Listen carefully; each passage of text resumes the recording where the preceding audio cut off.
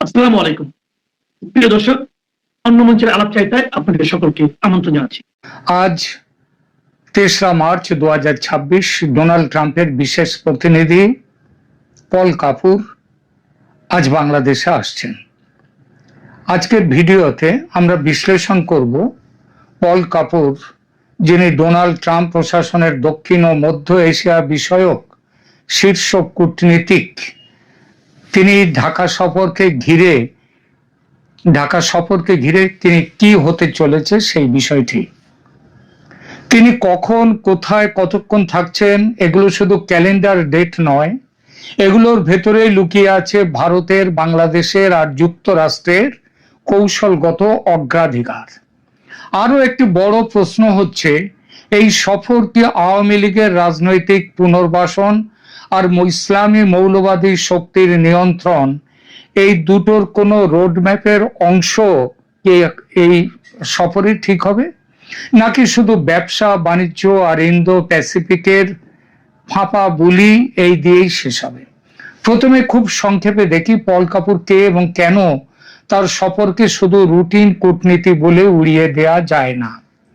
সমীর পল কাপুর একজন জন্মসূত্রে ভারতীয়, তার বাবা ভারতীয়, মা আমেরিকান, ধর্মে হিন্দু, জন্ম দিল্লিতে, পড়াশোনা ও বড় হয়ে ওঠা আমেরিকায়। বর্তমানে ট্রাম্প প্রশাসনে একজন মার্কিন নীতি নির্ধারক এবং নিরাপত্তা বিশেষজ্ঞ। যুক্তরাষ্ট্র সরকারের দক্ষিণ ও মধ্য এশিয়া বিষয়ক অ্যাসিস্ট্যান্ট সেক্রেটারি অফ স্টেট তিনি, যে পদে তার আগে বাইডেন জমানায় ছিলেন ডোনাল্ড লু, যাকে শেখ হাসিনার পতনের সবচেয়ে বড় কারিগর বলে মনে করা হয়। দক্ষিণ ও মধ্য এশিয়া নিয়ে, বিশেষ করে পাকিস্তানের জিহাদি নেটওয়ার্ককে রাষ্ট্রকৌশল হিসেবে ব্যবহারের ওপর পল কাপুর দীর্ঘদিন গবেষণা করেছেন, বই লিখেছেন, কংগ্রেসে যে সাক্ষ্য দিয়েছেন সেখানেও তিনি এসব উল্লেখ করেছেন। ট্রাম্প প্রশাসন তাকে এখন পুরো দক্ষিণ ও মধ্য এশিয়া অঞ্চলের কূটনৈতিক সমন্বয়কারীর দায়িত্ব দিয়েছে, যার মানে আফগানিস্তান থেকে শুরু করে ভারত, বাংলাদেশ, পাকিস্তান, সেন্ট্রাল এশিয়া সব মিলিয়ে এক বিশাল থিয়েটার তার টেবিলের ওপর। এর ফলে তিনি যখন নিউ দিল্লি আর ঢাকায় আসছেন, সেটা শুধু সৌজন্য সফর থাকে না, এটা হয়ে যায় ভবিষ্যৎ নীতির ইঙ্গিত বহনকারী একটি সফর। এবার আসি সফরের টাইমলাইন আর রুটের কথায়, কারণ এখানেও আছে রাজনৈতিক মেসেজ। বর্তমান সূচি অনুযায়ী পল কাপুর 1 থেকে 3 মার্চ নিউ দিল্লিতে আছেন। 3 দিনের ভারত পর্ব। 3 মার্চে তিনি দিল্লি থেকে সরাসরি ঢাকা আসছেন, আর ঢাকায় থাকবেন প্রায় 3 দিন, 3 থেকে 5 মার্চের মধ্যে। এই মুহূর্তে এই খবর যখন করছি, তখন পল কাপুর দিল্লি সফর সেরে ঢাকায় পৌঁছে গিয়েছেন। খেয়াল করলে দেখবেন এই সফর তৈরি করা হয়েছে শুধু 2 রাজধানীকে কেন্দ্র করে, দিল্লি আর ঢাকা। এই নির্দিষ্ট সফরসূচিতে আর কোনো রাষ্ট্র নেই, না ইসলামাবাদ, না কাঠমান্ডু, না কলম্বো। অর্থাৎ এই রাউন্ডে ওয়াশিংটন তার ফোকাস রেখেছে স্পষ্টভাবে ভারত, বাংলাদেশ এই অ্যাক্সিস বা অক্ষের উপর। এখন আসি মূল বিশ্লেষণে। দিল্লি পর্বে ভারতের অগ্রাধিকার কি হয়ে থাকতে পারে, আর সেখান থেকে বাংলাদেশের জন্য কি মেসেজ তৈরি হয়েছে। ভারতের দৃষ্টিতে পল কাপুরের সফরে 3টি প্রধান স্তর আছে। 1, ইন্দো প্যাসিফিক আর চীনকে ঘিরে কৌশলগত সমন্বয়। ভারত চাইছে যুক্তরাষ্ট্র আনুষ্ঠানিকভাবে স্বীকার করুক দক্ষিণ এশিয়া আর পশ্চিম ইন্দো প্যাসিফিকের অ্যাঙ্কার স্টেট, অর্থাৎ মূল খেলোয়াড় হলো ভারত, এটা ঠিক করে নিক। এই ন্যারেটিভের ভেতরেই বাংলাদেশকে দেখা হয় সেকেন্ড রিং ফ্রন্ট লাইন হিসেবে, অর্থাৎ ভারতের চারপাশের সেই বৃত্ত যেটাকে চীনের অতিরিক্ত প্রভাব থেকে দূরে রাখতে চায় দিল্লি, ওয়াশিংটন। বাংলাদেশ প্রসঙ্গে ভারতীয় ইনপুট দিল্লিতে বসে কাপুরের সঙ্গে ভারতীয় নীতি নির্ধারকরা স্পষ্ট করে ফেলেছেন ইতিমধ্যে, এবং সেখানে বাংলাদেশের প্রসঙ্গ তুলেছেনই। বাংলাদেশের নতুন রাজনৈতিক বাস্তবতায় আওয়ামী লীগ নিষিদ্ধ অবস্থায় বিএনপি নেতৃত্বাধীন সরকার, জামায়াত ও ইসলামী শক্তির পুনর্গঠন, ভারতে কাকে তারা প্রেডিক্টেবল পার্টনার হিসেবে দেখবে, এই প্রশ্নটাই দিল্লির জন্য সেন্ট্রাল বা কেন্দ্রীয় ভাবনা। ভারত চাইবে যুক্তরাষ্ট্রের ন্যারেটিভের ভেতরে ঢুকিয়ে দিতে দুটো জিনিস। এক, আওয়ামী লীগকে পুরোপুরি গুঁড়িয়ে দিলে সিকিউরিটি ভ্যাকুয়াম তৈরি হবে। দুই, জামাত ও হার্ডকোর ইসলামী শক্তিকে কখনোই মডারেট বা আধুনিক ধরে নেওয়া যাবে না। তিন, কানেক্টিভিটি ও নিরাপত্তা। নর্থ ইস্টের যে সংযোগ, যোগাযোগ, কানেক্টিভিটি, ট্রানজিট, নদী ব্যবস্থাপনা, বন্দর ব্যবহার, এসবই হলো ভারত বাংলাদেশ সম্পর্কের মুখ্য বা প্রধান বা একদম মূল ইস্যু। দিল্লি চাইবে কাপুর যেন বুঝতে পারেন বাংলাদেশের নতুন সরকার এই ফ্রন্টগুলোতে কতটা স্পেস দিতে প্রস্তুত ভারতকে, আর কোথায় বা তাদের রেড লাইন আছে। এই তিন স্তরের আলাপে কাপুর মূলত কমন পজিশন তৈরি করে নেবেন, যা তিনি পরে ঢাকায় গিয়ে নিয়ে যাবেন, সেখানের আলোচনায় রাখবেন। মানে ঢাকার টেবিলে বসার আগেই ভারত কি চায়, ভারতের প্রায়োরিটি পল কাপুরের ব্রিফের ভেতরে ইতিমধ্যে ঢুকে গিয়েছে। এবার ঢাকায় আসার পর কি হবে সেটা ভেঙে দেখি। ঢাকায় কাপুরের অফিসিয়াল এজেন্ডা দ্বিপক্ষীয় বাণিজ্য ও বিনিয়োগ, ডিফেন্স ও সিকিউরিটি সহযোগিতা, ইন্দো প্যাসিফিক ও চীন প্রশ্ন, রোহিঙ্গা সংকট এবং অবশ্যই নতুন সরকারের গণতান্ত্রিক যে লেজিটিমেসি এবং ভবিষ্যৎ রাজনীতির চেহারা কি হবে সেটা দেখা। বাণিজ্য, ট্রাম্প প্রশাসনের সময় শুরু হওয়া ট্যারিফ, ভিসা বন্ড, মার্কিন অ্যাক্সেস, এগুলোর একটা পরিষ্কার দিক নির্দেশনা বাংলাদেশ চাইবে। ঢাকার লক্ষ্য হবে গার্মেন্টস ও অন্যান্য এক্সপোর্টে ট্যারিফ ও নন ট্যারিফ বাধা কমানো, আমেরিকার থেকে বিনিয়োগ আনতে নির্দিষ্ট প্রজেক্ট লিস্ট সামনে রাখা, যেমন জ্বালানি, liquid natural gas, renewable, logistics, IT, এই ইত্যাদি বিষয়। এই সফরে হয়তো চূড়ান্ত চুক্তি হবে না, কিন্তু একটা যৌথ ওয়ার্কিং গ্রুপ বা টাস্ক ফোর্স ঘোষণা হওয়ার সম্ভাবনা বেশি, যা আগামী 1 বছর ধরে কাজ করবে। নিরাপত্তা ও ডিফেন্স, যুক্তরাষ্ট্রের চোখে বাংলাদেশ একটা ক্রিটিক্যাল জায়গা নিয়ে আছে। বঙ্গোপসাগরের নিরাপত্তা, সাপ্লাই চেনের রুট আর দক্ষিণ এশিয়ায় ইসলামী মিলিটেন্সি প্রতিরোধ করা, এই তিনটি কারণে। তাই আমেরিকা চাইবে বাংলাদেশের ইন্দো প্যাসিফিক ফ্রেমওয়ার্কের ভেতরে আরো দৃঢ়ভাবে ঢুকতে, সেটাকে বেঁধে নিতে। নৌ নিরাপত্তা, সহযোগিতা, cyber security, counter terrorism, intelligence sharing, এই সব প্যাকেজের ভাষা আমরা যৌথ বিবৃতিতে দেখতে পাওয়ার আশা করতেই পারি। ডিফেন্স চুক্তির ক্ষেত্রে এই সফরে পুরো এগ্রিমেন্ট সই হওয়া কঠিন, কিন্তু নেগোসিয়েশন শুরু অবশ্যই হতে পারে, টেকনিক্যাল টিম গঠন অবশ্যই হতে পারে। আর আওয়ামী লীগ ও ইসলামী শক্তির রাজনীতির প্রসঙ্গটাও একটা বড় জিনিস। এখানেই সফরের সবচেয়ে স্পর্শকাতর অংশ। একদিকে আছে নিষিদ্ধ আওয়ামী লীগ, যাদের বিরুদ্ধে নানান অভিযোগ তুলে নিষেধাজ্ঞা জারি হয়েছে আর আইনগত পদক্ষেপ নেওয়া আছে। অন্যদিকে আছে জামায়াত ও বিভিন্ন ইসলামী সংগঠন, যাদের একটি অংশ এখন সরাসরি বা পরোক্ষভাবে রাজনৈতিক প্রক্রিয়ায় নতুন করে অংশ নিচ্ছে, এন্ট্রি নিচ্ছে। কাপুরের ব্যাকগ্রাউন্ড মনে রাখলে বোঝা যায় তিনি দুটো জিনিস একসাথে দেখবেন। এক, কোনো রাজনৈতিক ক্লিন আপ যদি এমন ভাবে করা হয় যে তার ফলে সেকুলার বা সেন্ট্রিস্ট শক্তি পুরোপুরি ভেঙে পড়ে, সেটা হবে নিরাপত্তাজনিত ঝুঁকি, তিনি সেটা চাইবেন না। দ্বিতীয়ত, রাষ্ট্র যদি অঘোষিতভাবে ইসলামী মৌলবাদী শক্তিকে ট্যাকটিক্যাল পার্টনার হিসেবে ব্যবহার করে, সেটাও দীর্ঘমেয়াদে উল্টো ফল দিতে পারে। পাকিস্তানে যেটা হয়েছে, পাকিস্তানের কেস স্টাডি থেকে তিনি এটা দেখবেন এবং বাংলাদেশের সাথে এটা নিয়ে আলোচনায় বসবেন।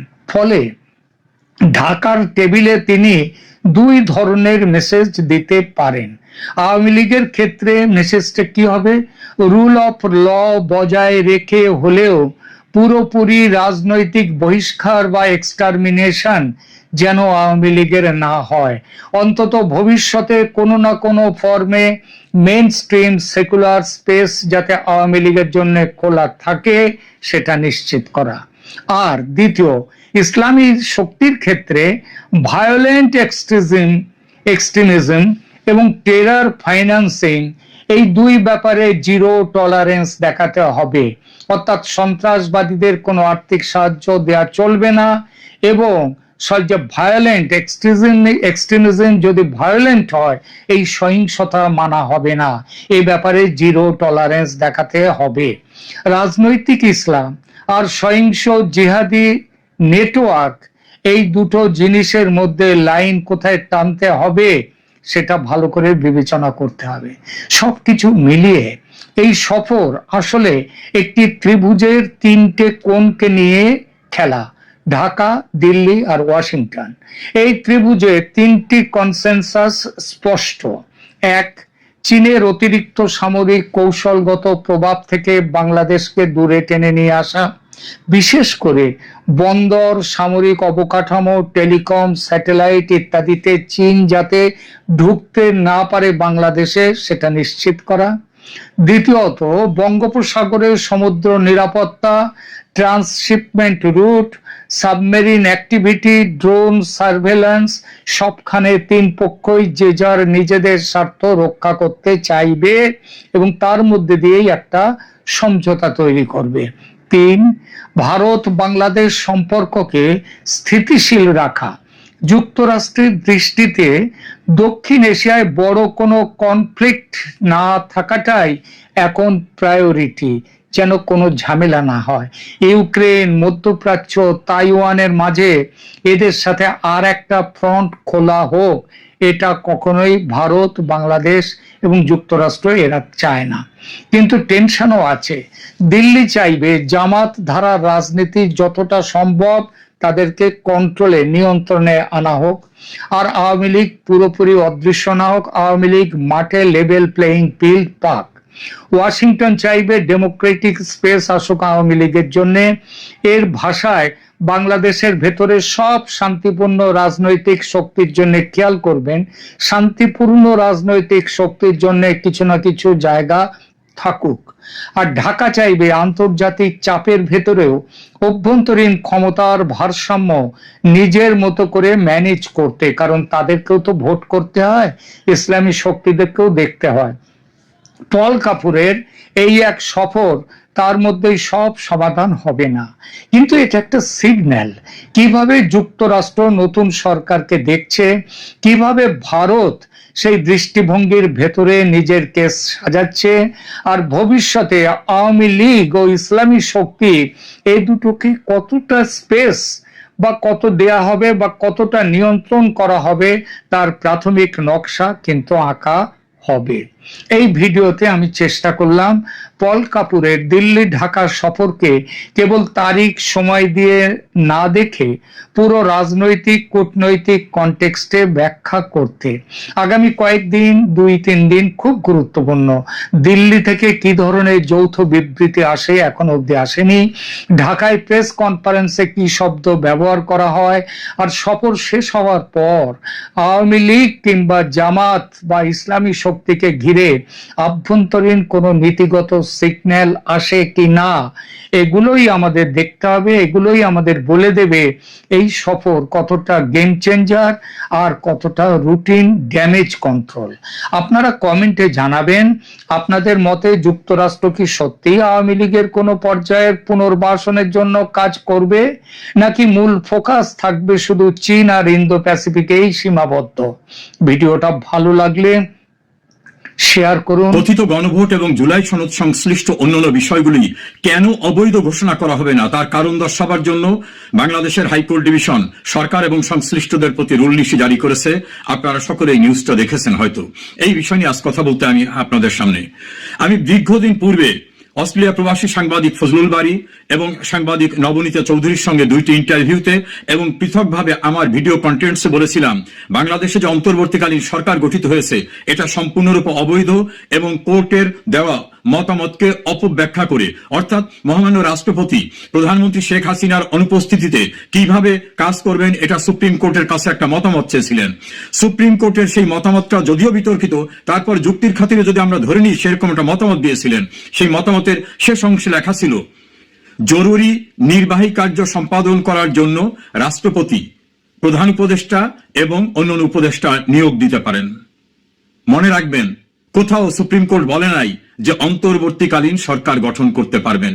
এখন ওই উপদেষ্টা প্রধান উপদেষ্টারা রাষ্ট্রপতির অধীনে তো কাজ করতে পারে, কারণ রাষ্ট্রপতি তো রাষ্ট্রের প্রধান, সবকিছুর ঊর্ধ্বে তিনি। এখন সুপ্রিম কোর্টের এই মতামতকে অপব্যাখ্যা করে তারা ক্লেম করছে, তারা দাবি করছে আমরা অন্তর্বর্তীকালীন সরকার। আসলে সুপ্রিম কোর্ট অন্তর্বর্তীকালীন সরকার গঠন করতে পারবে এমন কোনো কথা বলেনি। এক্ষেত্রে হয়তো সুপ্রিম কোর্ট মাথায় রেখেছিল, বিবেচনায় রেখেছিল যে সুপ্রিম কোর্টও কিন্তু বাংলাদেশের সর্বোচ্চ আইন সংবিধানের ঊর্ধ্বে না। সাংবিধানিক কোনো বিষয় নিয়ে যদি অস্পষ্টতা থাকে তারা ব্যাখ্যা দিতে পারেন, কিন্তু যেটা সংবিধানে নাই সেইটা বলার ক্ষমতা সুপ্রিম কোর্টেরও নাই। কাজে সুপ্রিম কোর্ট সেই মতামতের বিগিনিংয়েই বলছেন তত্ত্বাবধায়ক বা অন্য কোনো সরকার গঠন করার বিষয় সংবিধানে নাই, অর্থাৎ একেবারে শুরুতেই তারা এটা স্মরণ করিয়ে দিয়েছেন। এখন সেই প্রক্রিয়ায় নিয়োগপ্রাপ্ত ডক্টর ইউনূস এবং তার পারিষদবর্গ তারা নিজেদেরকে অন্তর্বর্তীকালীন সরকার দাবি করাটা যে সম্পূর্ণ অবৈধ ছিল সেটা আমি রিপিটেডলি 1 বছর পূর্ব থেকে বিভিন্ন সময় বলেছি। আরেকটি বিষয় ছিল যে মহামান্য রাষ্ট্রপতির এখতিয়ার কতটুকু।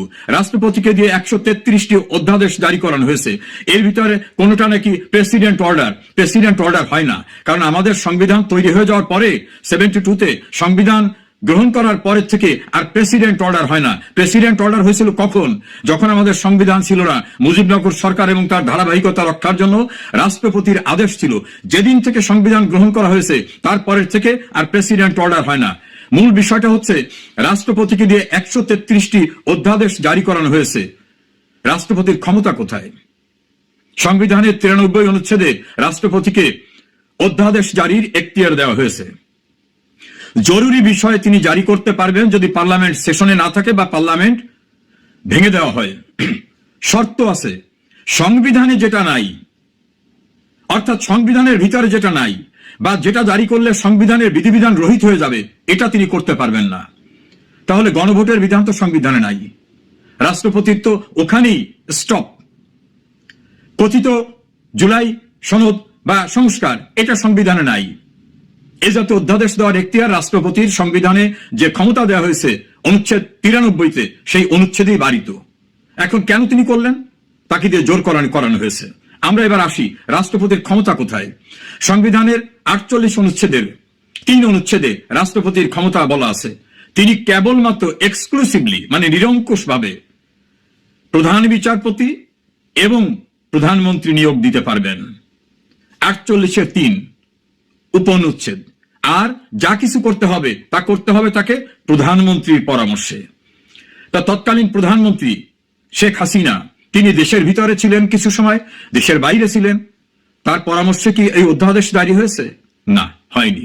তাই যদি না হয়ে থাকে তাহলে রাষ্ট্রপতির যে এখতিয়ার প্রধান বিচারপতি এবং প্রধানমন্ত্রী নিয়োগ এর বাইরের যে অধ্যাদেশ হয়েছে সেগুলো সংবিধানের বিধিবিধান লঙ্ঘন করে করা হয়েছে, অর্থাৎ সম্পূর্ণরূপে অবৈধভাবে করা হয়েছে।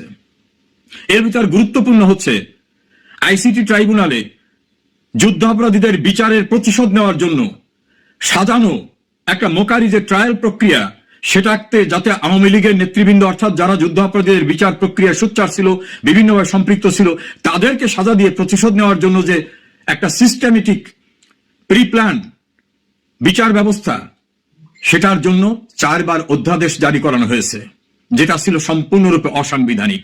ফলে আইনের ভাষা আছে ভয়েড ইন এ বিষয়, অর্থাৎ যে বিষয়গুলি শুরুতেই অবৈধ তার ধারাবাহিকতায় সবগুলো অবৈধ হয়ে যায়।